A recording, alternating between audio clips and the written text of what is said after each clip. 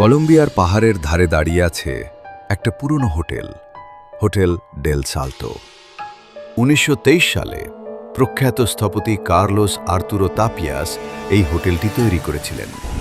হোটেলটির সামনে রয়েছে ভয়ঙ্কর সুন্দর তেকুয়েন্দামা ফলস।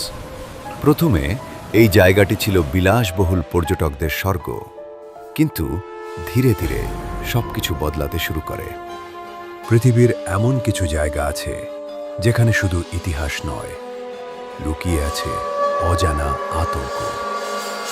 আজ আমরা নিয়ে যাচ্ছি তোমাকে কলম্বিয়ার এক ভয়ঙ্কর জায়গায়, যার নাম দ্য সুইসাইড হোটেল।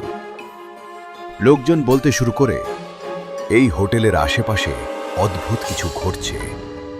অসংখ্য মানুষ হঠাৎ করেই সেই ঝর্ণার দিকে চলে যেত, আর তারপর এক লাফে শেষ করে দিত নিজের জীবন। এই কারণেই লোকেরা নাম দেয় দ্য সুইসাইড হোটেল। কিন্তু এই গল্পের শুরু আরো অনেক আগে।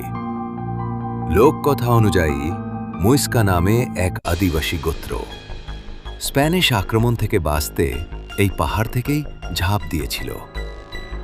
তাদের আত্মা নাকি আজও সেই জায়গায় ঘুরে বেড়ায়।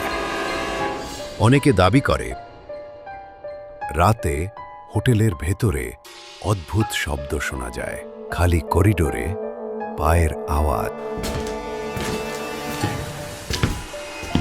আর জানলার পাশে একটা ছায়া দাঁড়িয়ে থাকে, যেন কেউ আবার লাফ দেওয়ার জন্য অপেক্ষা করছে।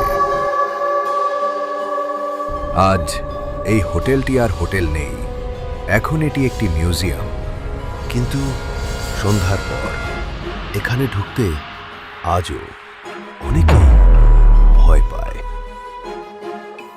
তুমি যদি কোনো কারণে ঢুকে যাও, তাহলে তুমিও শুনতে পাবে সেই ডাক, যা মানুষকে টেনে নেয় মৃত্যুর দিকে।